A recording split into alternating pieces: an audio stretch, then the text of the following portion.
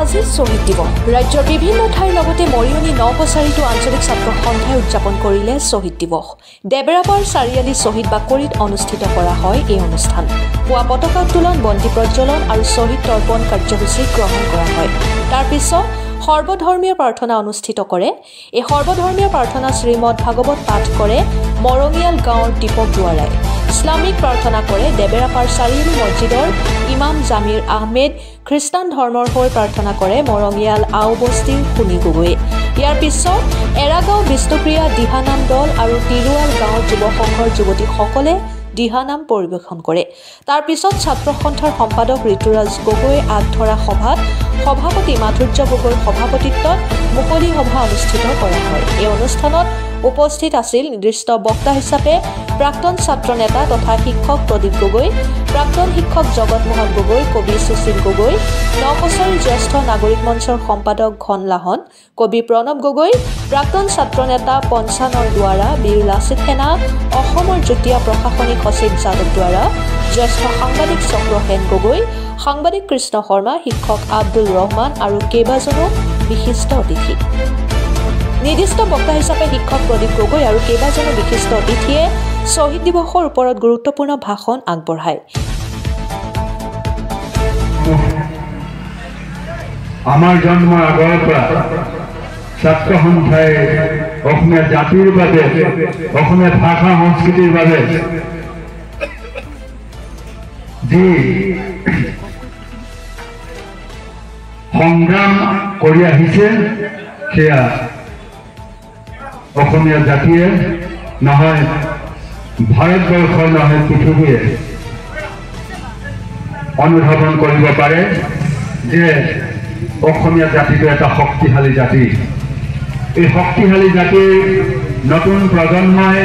অসমীয়া জাতিৰ প্ৰতি যি আত্মত্যাগ যে আত্মবলিদান সেয়া সমগ্ৰ পৃথিৱীজুৰি সমগ্ৰ পৃথিৱীৰ মানুহে অনুভৱ কৰে উপলব্ধি কৰে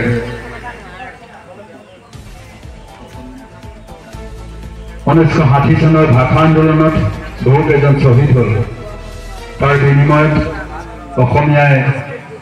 অসমীয়া জাতিয়ে নিজৰ ভাষাটো আজিও নিজৰ ভাষা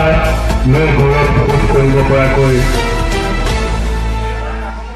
গৌৰৱান্বিত হৈ আছে এই অনুষ্ঠানটোৱে সকলোৰে মনত জাতীয় চেতনা বোধ জাগৃত কৰে অনুষ্ঠানটো সম্পৰ্কে মাধুৰ্য গগৈ আৰু নিৰ্দিষ্ট বক্তা হিচাপে প্ৰদীপ গগৈয়ে মন্তব্য আগবঢ়ায় মই প্ৰথমে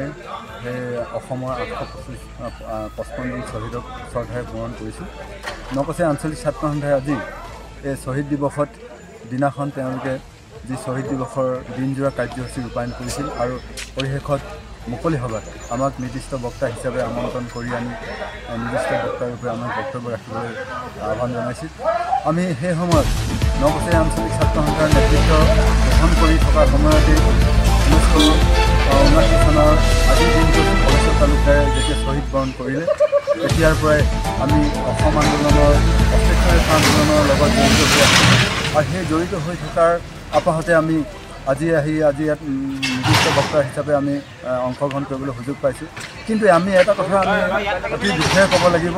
855 জন শ্বহীদৰ তেজৰ বিনিময়ত যিখন চুক্তি ৰূপায়ণ হৈছিল সেই চুক্তিখন আজিও কিন্তু সঠিকভাৱে ৰূপায়ণ হোৱা নাই আমি সেইসকল শ্বহীদৰ যি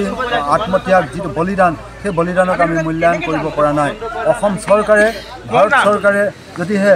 এই চুক্তিখনক সঠিক ৰূপত ৰূপায়ণ নকৰে তেতিয়াহ'লে সেই শ্বহীদসকলক অৱমাননা কৰা হ'ব আমি আজিৰ এই শ্বহীদ দিৱসৰ দিনাখন চৰকাৰলৈ আমি আহ্বান জনাইছোঁ যাতে শ্বহীদৰ যি বিনিময়ত এই চুক্তিখন হৈছিল সেই চুক্তিখন সঠিকভাৱে ৰূপায়ণ কৰি অসমৰ জাতীয় জীৱনক বা অসমৰ জাতিৰ অস্তিত্ব ৰক্ষা এই আন্দোলনক সন্মান জনাই অসমীয়া জাতি সুস্থিৰ হ'বৰ কাৰণে চৰকাৰে এটা পদক্ষেপ গ্ৰহণ কৰে এয়া আমি কামনা কৰোঁ আজি আমি নকচাই আঞ্চলিক ছাত্ৰ সন্থাৰ বিগত বৰ্ষতে এই বৰ্ষতো আমি নকচাই আঞ্চলিক ছাত্ৰ সন্থাৰ শ্বহীদ বাকৰিত আমি 10 ডিচেম্বৰ অৰ্থাৎ শ্বহীদ দিৱস উপলক্ষে আচলতে আমি শ্বহীদ দিৱস ইয়াত অনুষ্ঠিত কৰিছোঁ। আমাৰ দিনজোৰা কাৰ্যসূচী ইতিমধ্যে আমাৰ এই অনুষ্ঠান অনুষ্ঠিত হৈছে। গতিকে আমি পুৱা ভাগত আচলতে পতাকা উত্তোলন, তাৰ লগে লগে আচলতে শ্বহীদ তপন কাৰ্যসূচী, তাৰ পিছতে আমাৰ সৰ্বপ্ৰথমে প্ৰাৰ্থনা অনুষ্ঠান, তাৰ পিছত আচলতে এতিয়া বৰ্তমান আচলতে মুকলি সভা আমাৰ অনুষ্ঠান আচলতে অনুষ্ঠিত হৈ গৈছে। গতিকে আমি সন্ধিয়ালৈ আচলতে বন্তি প্ৰজ্বলন কাৰ্যসূচী অনুষ্ঠিত ৰাখিছোঁ। গতিকে এটাই ক'ম যে আচলতে আজিৰ দিনত আচলতে মহান শ্বহীদক আমি শ্ৰদ্ধাৰে সোৱৰণ কৰিছোঁ আৰু তেখেতলোকৰ আচলতে আদৰ্শ আচলতে আমি উঠি অহা প্ৰজন্মই আচলতে আগুৱাই যাব লাগিব। যেতিয়া আচলতে অসমীয়া জাতীয় জীৱনৰ প্ৰতি যেতিয়া ভাবুকিৰ সৃষ্টি হয় বা আচলতে অসমীয়া জাতীয় জীৱনৰ প্ৰতি যেতিয়া আচলতে আমাৰ প্ৰত্যাহ্বান নামি আহে, তেতিয়া আচলতে আমি সেই আচলতে মহান শ্বহীদসকলৰ কিন্তু আদৰ্শ আচলতে আগুৱাই যাব লাগিব। আৰু এইখিনিতে এটা কথা আমি ক'বই লাগিব, প্ৰত্যেক বৰ্ষতে আচলতে ৰজা ঘৰক আচলতে আমি আহ্বান জনাওঁ যে অসম চুক্তিখন যাতে আচলতে আখৰে আখৰে পালন কৰাৰ ব্যৱস্থা গ্ৰহণ কৰে। চৰকাৰ আচলতে আহিছে বা গৈছে। গতিকে আমি আচলতে চৰকাৰ আমি এটাই আহ্বান জনাম যে শ্বহীদসকলৰ আচলতে ত্যাগক আচলতে প্ৰকৃত মূল্য দিব লাগিব আৰু তাৰ লগে লগে আচলতে শ্বহীদসকলৰ যি আচলতে আমাৰ আচলতে ঐতিহাসিক আচলতে অসম আন্দোলনৰ পটভূমি আচলতে 6 বছৰ চলা আচলতে আন্দোলনৰ ফলশ্ৰুতি আচলতে অসম চুক্তি হৈছিল। গতিকে সেই যাতে অসম চুক্তি যাতে দাঢ়ি কমা সৈতে যাতে আচলতে তেওঁলোকে যাতে কাৰ্যকৰী কৰাৰ ব্যৱস্থা গ্ৰহণ কৰে, তাৰ প্ৰতি পুনৰ আজি অনুষ্ঠানৰ পৰা আমি চৰকাৰক আচলতে আহ্বান জনাইছোঁ। আৰু তাৰ লগে লগে আচলতে আমি এই শ্বহীদসকলৰ আচলতে আদৰ্শে আচলতে আগুৱাই যাব লাগিব। যেতিয়াই আচলতে আমি এটা কথা ক'ম যে